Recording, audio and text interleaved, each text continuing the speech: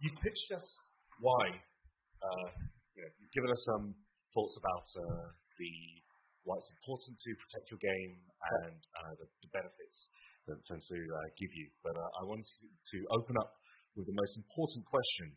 What's your favorite single-player game to cheat in? Single player?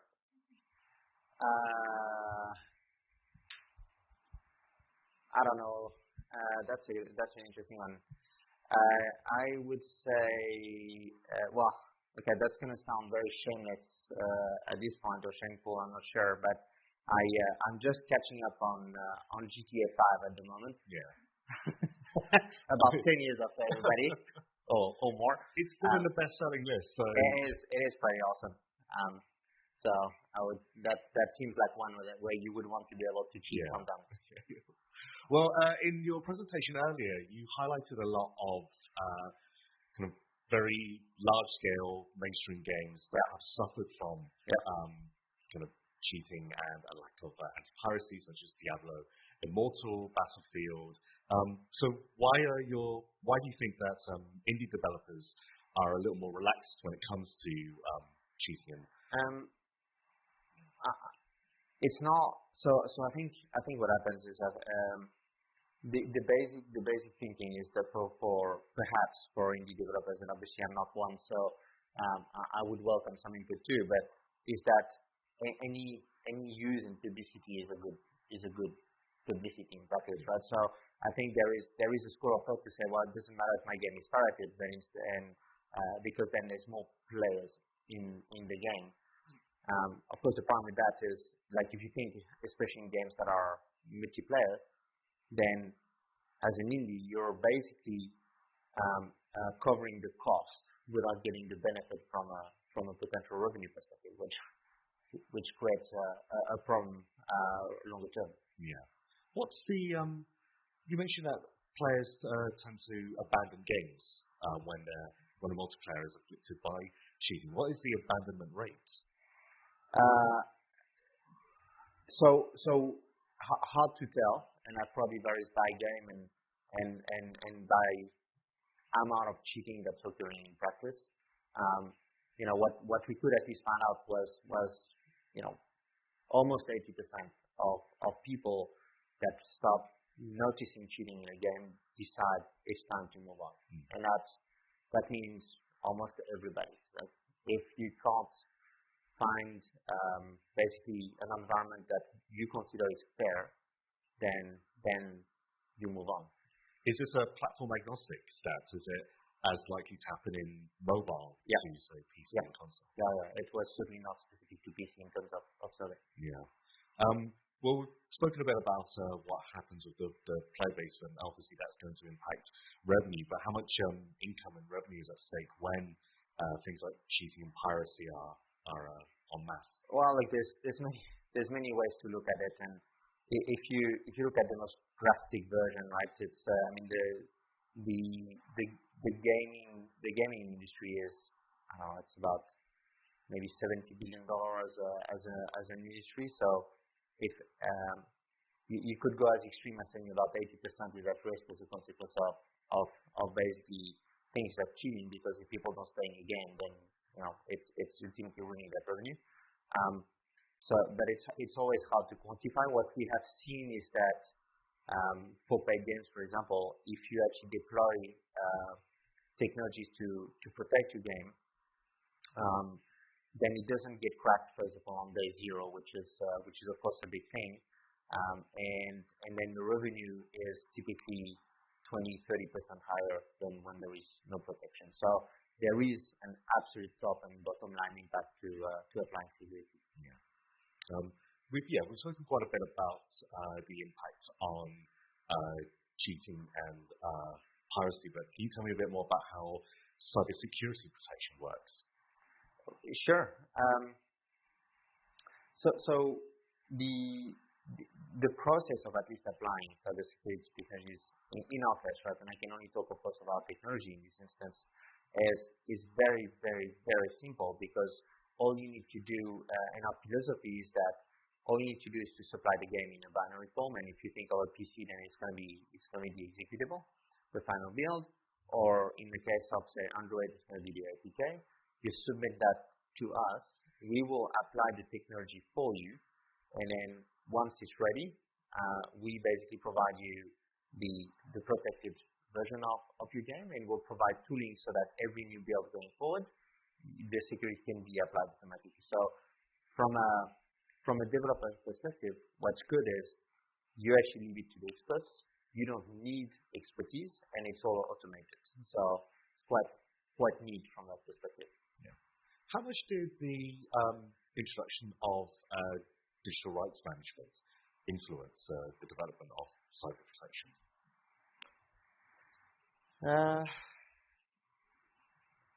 It certainly had an influence, and that's perhaps also why there is sometimes so much passionate engagement from the gaming community around security technologies, because there is always a tendency for people to see that as a restriction of freedom, and there is some truth to that. But the intent with these DRM technologies as such is to make sure that only people that pay for it actually get access to it. So I think it certainly has been a driver to push forward the technology, to actually have these DRMs and make them stronger. And it's a constant race. In fact, in cybersecurity, you're always being pushed by people that are trying to break, and so you're constantly in the cycle of innovation to prepare for the next breach as a consequence. Okay, fantastic. Can you outline, especially with obviously a lot of experience in this field, so could you outline the process of implementing cyber protection? What does that look like? Yeah, so it's kind of how I explained a little bit. So the way this works, and there's a lot of misconceptions around de novo technology specifically. Right? So de novo technology is the world we live today, and is kind of second to none when it comes to security. But so when you actually give us a game, what happens in the background is we then actually start applying technology, the security technologies, and we do a full profiling of the game where we understand where security can be applied without impacting the performance. We have a number of iterations around that to make sure that we're fine-tuning such that what the game developer gets is a game that's secured, but where the performance is still at its peak. And that's the biggest misconception in practice, is performance is impacted. That's what people expect or somehow think or believe, and it's very, very easy sometimes for people to derive that from poor performance of the game. If you look at, for example, Cyberpunk as an example, de novo was absolutely blamed for performance by the press, and then the game came out without any protection, and I think it was very evident that both in terms of quality of the game, but also performance, etc., that it had nothing to do with us. Yeah. So. Well, when thinking about the whole process, how much does cybersecurity protection cost? That is perhaps a harder question to answer here, but I'd say the cost is very, very low in comparison to the revenue that you protect and you generate in practice, right? So if you go back to the statement, you can probably increase your revenue by 10, 20, 30%, then the cost of security is actually a lot lower than that. So you have always a positive return on investment on applying security technologies. I'd love to do a show of hands, actually, for the people in the audience. Who here is currently implementing anti-piracy or anti-cheating or anti-tampering protections in their projects right now? Who here is considering it? He's now, thanks to that discussion. And who remains somewhat skeptical? Be honest. Thanks.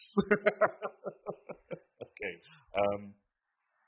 Well, I think, especially given the audience that we're a lot of the younger independent studios that we've welcomed at PGC Toronto, is this an option that indie studios can really afford or consider. Yes, absolutely. We have, first of all, our pricing model is absolutely structured around supporting the indie community as well, and ensuring their success. So absolutely, but also there are options for us to try things out with the indie so that they can actually try it out, test it, feel, and see the results as well. Yeah. Right? So if you think of mobile technologies, it's quite easy to apply the technology, say, for a month, and typically, if you think of mobile games, there is a cycle of development that's quite rapid, and you have a batch repeatedly, so it's very easy to publish a new version with security, and then a month later a version without it if they don't see the value for it at that point in time. But you see the results, and people, just like I was mentioning Super Plus, they saw the results immediately, and they were very impressed with all piracy, all cheating basically stopped at that point. You need to line it up with content that's valuable, because if you just do let's apply security on the game a year later after it's released and there's nothing new in it, then that's kind of pointless. It needs to line up with new content, a new version of the game that people want at that point. I mean, I'm going to be picking on the members of the audience that did put their hands up, because I'd love to get a sense of your perspective as far as what you want the anti-cheating, anti-tampering protections to offer, and why you remain skeptical. So I'm gonna break kayfabe by going into the audience now.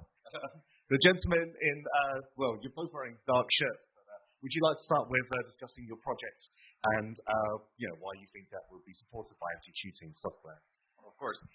So we're doing online hack and slash RPG, and in this kind of genre, the players want fair play, right? So if someone's cheating, and we also have competitive elements in it too, so that means that if there's not fair play, players won't play. Like you mentioned, they're going to exit in droves, and so the biggest thing anti-cheating is not tampering with the files, using obfuscation in order so that they can't do that, and also to the point we want people to hack our game to see and make sure that it's going to be as tight so that they're not again creating this fair play. What we want to do so that it feels competitive. People are going to keep going through the rankings and leaderboards and just having a fun time playing the game, enjoying the game modes.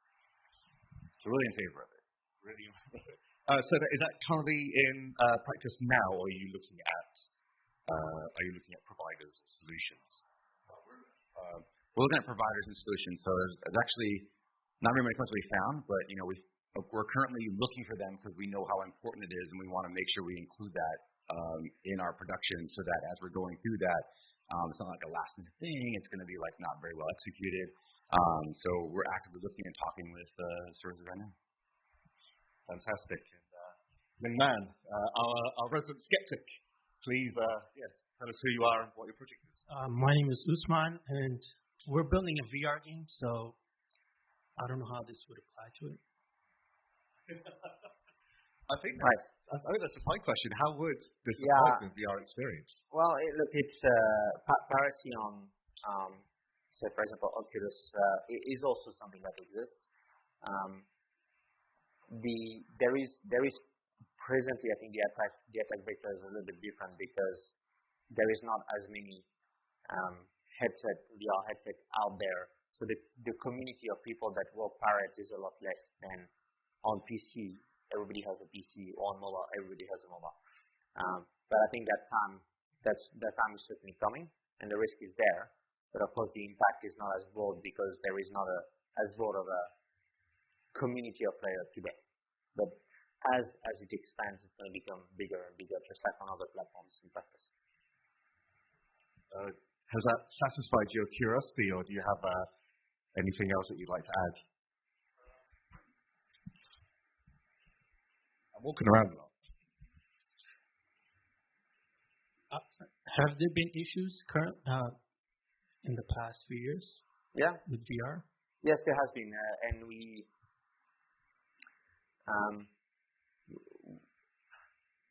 don't know how much I can talk about certain things around that, but there is so VR headset. There's a fascinating dynamic today, and it's equivalent to, for example, the iPods and music 20 years ago. So what Apple discovered is that the more piracy there was on music, the more they could sell their iPods in practice, because it was kind of fueling the use of the device. And I think at this point there is certainly an incentive for, say for example, an Oculus to actually have the games pirated, because that means more people will buy the headset for the purpose of being able to play the pirated games. So I think again it's in the cycle where the interest of everybody is not necessarily aligned yet. So absolutely, piracy is possible, and right now it's in the interest of those that sell the devices. Yeah, I can see it happening. So with Oculus, you can also add side quests. Yeah. So if somebody really wanted to pirate the game, it's doable. Yeah. Wow. Now that we've heard from a few more voices, can I have? Oh no. I'm wondering if you have any, if you can, like any figures, anything you can share about how much money you could actually save by having the security set up, like earlier on, rather than like, you know, after you have like an attack or whatever happens. How much can that actually potentially save, or, you know, save a company?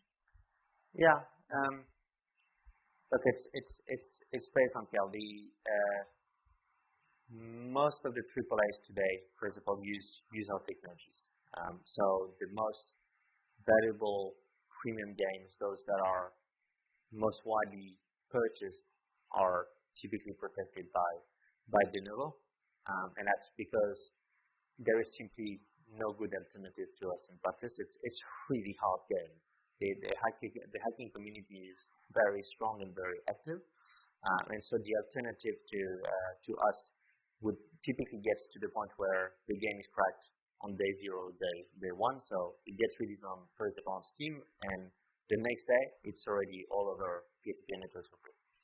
Versus with us, we have an average hold of about 6 months, which means that for the first 6 months, in average, your games will not get pirated, which means your revenue is secured, and that's a big thing.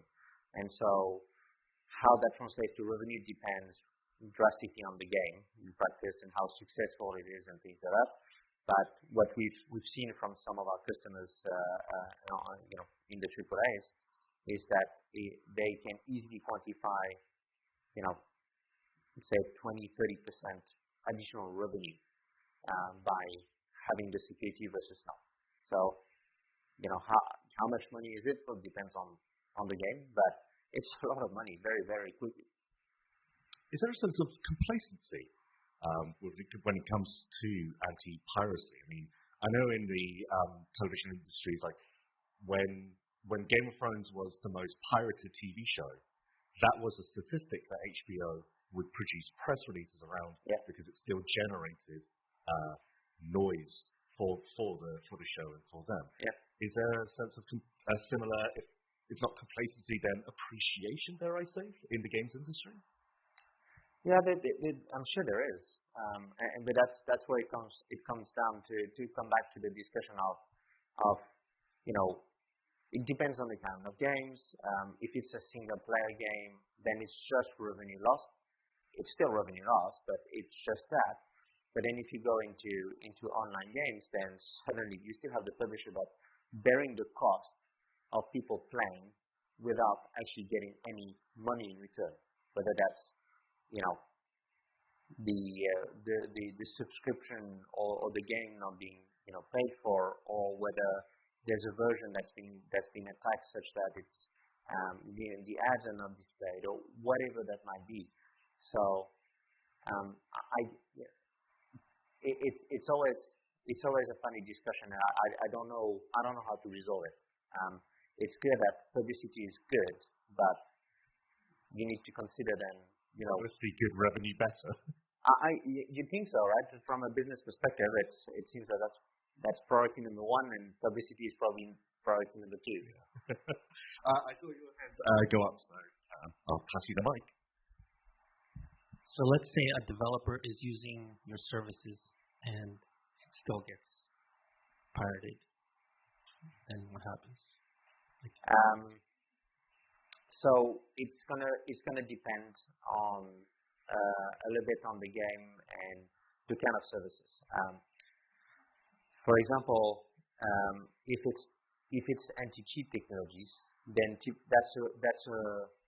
that's an ongoing service. You will have a battle forever on cheats and on cheating, and so that's why it's important to actually have a partner with you that's going to be there to constantly fight and identify new cheats and new cheaters and help you actually deal with it. So that's one aspect. When it comes to piracy, it will depend on the kind of game, specifically whether the game has an evolving life. And what I mean by that is, if it's a premium game and it's published once and that's it, then once it's cracked, it's out there, it's too late. There's literally nothing you can do. So if you think of random example, FIFA 23, if it gets cracked, it's out there. There's very little you can do. If however, it's a game that has regular updates, then you can re-up the security at the next update, and people will want that one. Like if there's new seasons, if it's in the mobile space, there's new content coming out regularly, then there is a compelling event for people to get the new one. And actually, you can probably even force that in practice for people to only be able to play the latest version. And when you publish the new version, you can actually, again, apply newest security. Because what happens in practice in our business is we're constantly improving security. There's new security engines every couple of months. And so it depends on the game and the situation. Okay, thank you. Excellent. Well, I think given that conversation, I'd like to do a second show of hands if anyone has been particularly swayed by the arguments in favor of anti-piracy, anti-cheating, anti-tampering software. No new hands. Anyone feels more passionately against it, moving away from it? Nope. This conversation has had an entirely neutral impact on our audience. Thank you. Well, we're coming up to time, but if you have any closing statements that you'd like to make, maybe you'll sway the audience in one way or another. Look, from my perspective, the only advice I can give you is think enough of security and how you're going to protect your business. That starts with focusing on how you're planning to make money. And I've been attending a number of sessions where that's been about that. That's been about building the experiences around how you want to monetize, but don't forget about how you're going to secure that, how you're going to make sure that ultimately that's not going to go off the rails. Once you figure that out, then find the right partner to support you if you don't have internal resources. It's not an easy job. Security is hard, and cybersecurity specifically, there is a shortage all around the world today of resources. So it's certainly good to find a partner that you can rely on, because that's something that takes years to build up in terms of expertise. Excellent. Oh, no, wait, please. We have one last question. Hi, Steve. Thanks for joining us. A bit of a question related to your last talk. I was wondering, well, I'm cognizant that cheating in multiplayer games can have quite a big effect on fairness. But I was wondering, in single-player games, I know you mentioned that your favorite single-player game is cheating is Grand Theft Auto. I was wondering if you have any ideas, or I'm a little bit curious as to why there's been such a decrease in, I guess, like cheat codes and things like that in like big like AAA titles where, say, like Grand Theft Auto San Andreas had like 76 or like 75 plus cheats, whereas like Grand Theft Auto 4 and Grand Theft Auto 5 have like 10 to 15 maybe. Is it just is it more profitable to have that content in a multiplayer space where people have to pay for it, or is it sort of like the emergence of single-player mods and that becoming a lot easier to access for a big scope of the player base?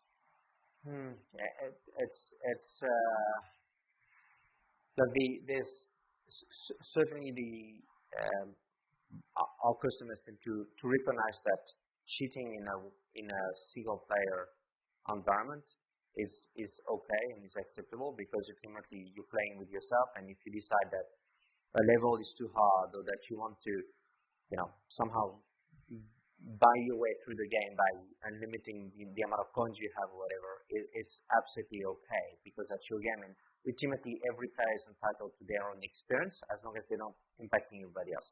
Why is there more or less cheat codes? I don't know. I think that's perhaps the world is certainly evolving a lot more.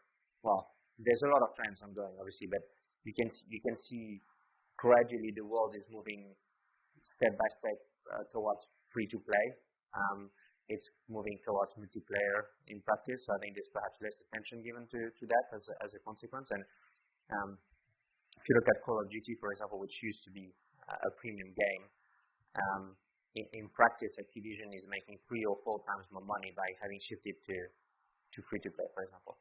But so I don't really know how to answer your question in practice. I think there is a very active community of people that want to cheat in multiplayer, and that's simply because it's a human nature. You want to gain an advantage. You want to get the top of that leaderboard, and therefore that fuels everybody. But from there, I wouldn't know what else to give you. Thank you. Highly recommend checking out the big indie stage in our Expo Hall to chat with the developers to see what insights they might have as far as why there are fewer cheat codes and options. But that actually looks like we're at time. Please welcome, join me in welcoming, properly applauding Steeve Huin for his time with us and sharing his expertise, and my fabulous co-hosts, Dark Blue Shirt Man, Black Branded Shirt Man, and Lighter Blue Shirt Man.